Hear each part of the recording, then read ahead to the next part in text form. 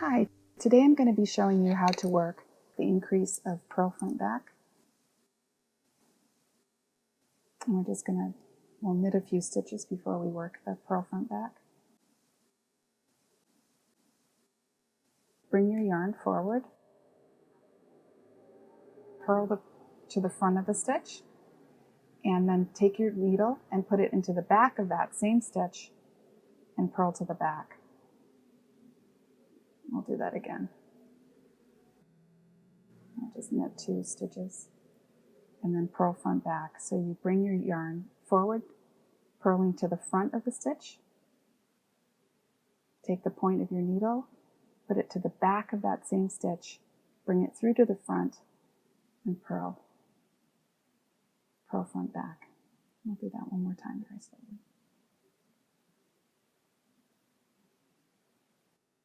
So you bring your working yarn to the front, purl to the front, take the tip of your needle, bring it through the back, and purl to the back.